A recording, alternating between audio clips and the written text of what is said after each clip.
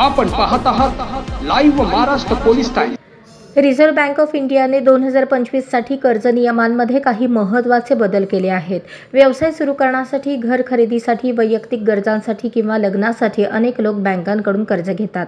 सरकारी आणि खासगी बँका ही कर्जे पुरवतात, पण कर्ज घेतल्यानंतर त्याची वेळेत परतफेड करणे आवश्यक आहे।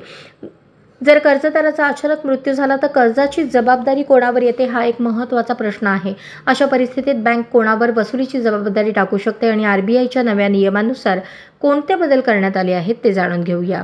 आरबीआयच्या नव्या नियमानुसार कर्जाचा प्रकार लक्षात घेऊन त्याच्या परतफेडीची जबाबदारी ठरवली जाते।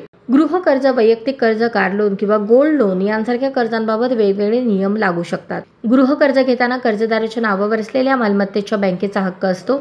जर कर्जदाराचा मृत्यू झाला तर त्याचे कौटुंबिक वारसदार किंवा नोंदणीकृत संयुक्त कर्जदार हे कर्ज फेडण्यासाठी जबाबदार असतात। जर वारसदारांनी कर्जफेडीची टाळाटाळ केली तर बँक संबंधित मालमत्तेचा लिलाव करून कर्ज वसूल करू शकते। वैयक्तिक कर्जाच्या बाबतीत हे कर्ज अर्जदाराच्या उत्पन्नावर अवलंबून असते आणि त्याच्या मृत्यूनंतर वारसदारांना परतफेड करावी लागते।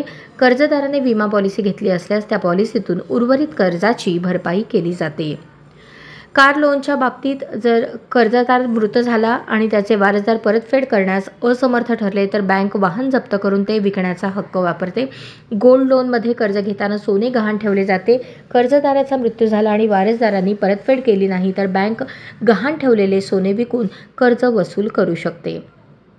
आरबीआयच्या नव्या नियमानुसार कर्जदाराच्या मृत्यूनंतर बँकांनी कुटुंबावर अतिरिक्त दबाव न आणता त्यांना कर्ज फेडण्यासाठी पुरेसा वेळ देणे बंधनकारक आहे। काही प्रकरणांमध्ये बँका विमा संरक्षण योजना देतात, त्यामुळे कर्जदाराच्या मृत्यूनंतर कुटुंबावर कर्जफेडीचा बोजा येत नाही। त्यामुळे कर्ज घेण्यापूर्वी अशा विमा योजनांचा विचार करणे फायदेशीर ठरते।